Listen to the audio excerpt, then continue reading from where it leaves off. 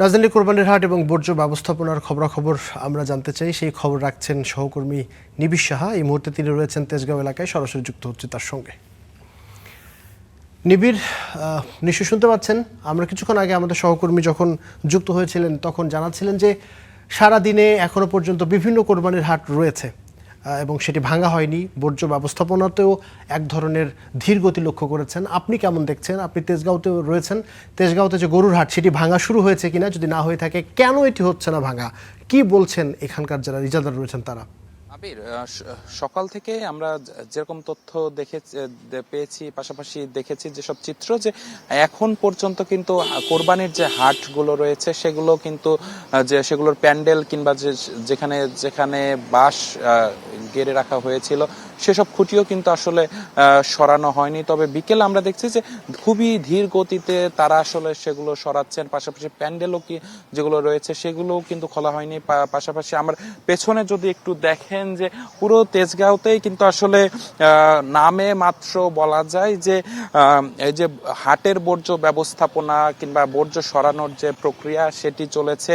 এখনো কিন্তু জায়গায় জায়গায় আমরা দেখছি যে এই যে হাটের যেসব বর্জ্য, গরুর বর্জ্য, গোবর, পাশাপাশি যে চাটাইগুলো রাখা হয়েছিল এবং অন্যান্য যে হাটের বর্জ্য যেগুলো রয়েছে সেগুলো কিন্তু বিভিন্ন জায়গায় জায়গায় স্তূপ করে রাখা হয়েছে।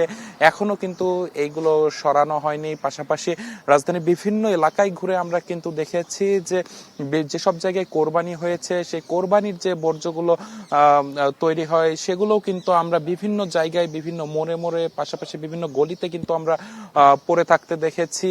এবং পুরো চিত্রটি যদি দেখায় যে এখন কিন্তু আসলে খুব তীব্র দুর্গন্ধ ছড়াচ্ছে, যেহেতু বর্জ্যগুলো বেশ কয়েকদিন পুরানো, যার কারণে কিন্তু এই বর্জ্যের আশপাশ দিয়ে যারাই যাচ্ছেন না কেন তারাই কিন্তু আসলে এই যে তীব্র গন্ধ, যে যার কারণে কিন্তু তাদের সমস্যা হচ্ছে। আমরা তাদের সাথে কথাও বলেছি, তারাও কিন্তু অভিযোগ জানিয়েছেন যে যেহেতু দুই সিটি কর্পোরেশন তাদেরকে ইজারাদার প্রতিষ্ঠান যারা তাদেরকে সময় বেঁধে দিয়েছিল, এই নির্ধারিত সময়ের মধ্যেও কিন্তু এই বর্জ্য সরানো যায়নি। এবং পাশাপাশি পুরো ঢাকার দুই সিটি কর্পোরেশনের পক্ষ